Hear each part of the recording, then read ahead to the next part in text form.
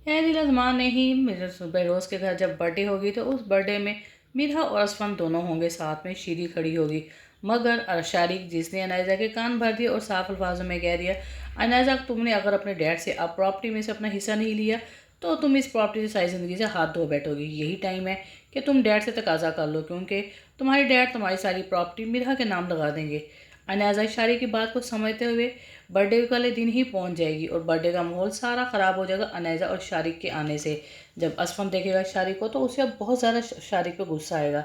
ना सिर्फ गुस्सा आएगा बल्कि शारिक का गिरेबान पकड़कर उसे मारना शुरू कर देगा और उसे साफ आवाज़ों में कह देगा कि मेरी इज़्ज़त पर डाका डालने वाले आज मेरे सामने कैसे आ गए।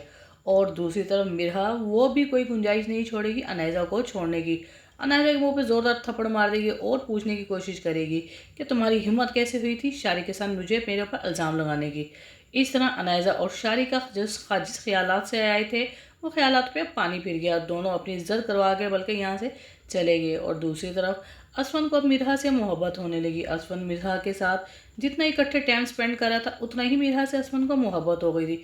और इस बात को अब मिरहा भी अच्छी तरह समझ चुकी थी कि असफन को मुझसे मोहब्बत हो चुकी है। और इस बात से मिरहा खुश थी कि जिस मोहब्बत का बरसों इंतज़ार करती रही है उस मोहब्बत को आज आखिरकार मिरहा ने पा लिया। अब वो डरती थी अपनी किस्मत से। असफा ने मिरहा से अपनी मोहब्बत का इजहार करते हुए कह दिया कि मिरहा मुझे पहले नाइजर से मोहब्बत थी, अब मेरे दिल से वो उतर चुकी है। मुझे तुम अब बहुत अच्छी लगती हो। मिरहा जब ये बात सुनेगी तो बहुत ज़्यादा हैरान होगी और खुश हो जाएगी, अपनी किस्मत में रश करने लग जाएगी।